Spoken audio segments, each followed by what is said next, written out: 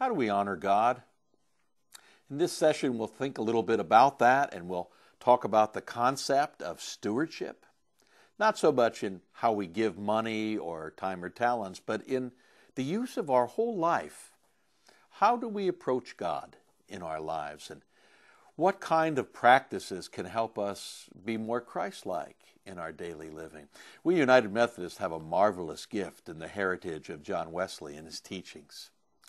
John Wesley pointed out that there were three kinds of grace in the world, that there was something called prevenient grace, whereby each human being has within him or herself a sense of the presence of God, the existence of God, a knowledge of something greater than themselves.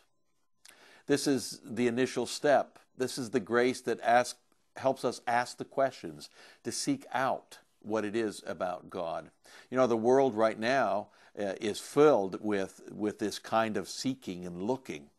All kinds of surveys tell us that there's never been a higher want to experience spirit and spiritual life.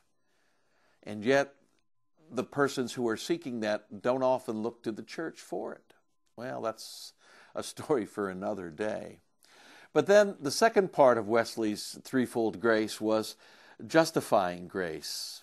Justifying grace was the kind of grace where we realize what Christ has done for us, what the love of God means for us, and how we can be a part of this new life, this new creation, simply through faith as trust.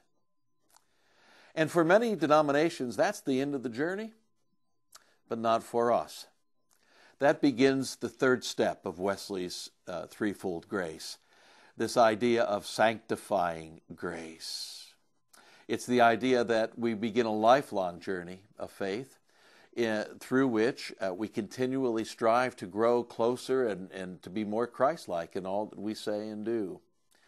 Now, Wesley didn't just leave us hanging out there saying what you need to do is grow throughout your life. Wesley suggested that there were things called the means of grace, that as we participated in certain practices, those means of grace would help us fulfill God's plan for us to becoming perfect in Christian love. The means of grace included many things like prayer, public and private, and worship. It included holy conferencing, as we hope is happening through these sessions as you meet each week. The sharing of the sacraments were parts of the means of grace, that the more we communed together, that the closer we grew in our relationship with God.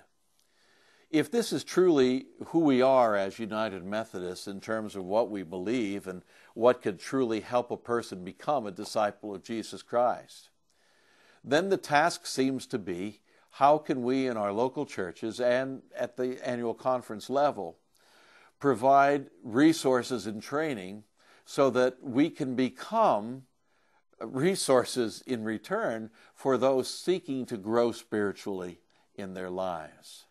What means of grace are being practiced in your local church? What means of grace are being modeled out in our annual conference life together?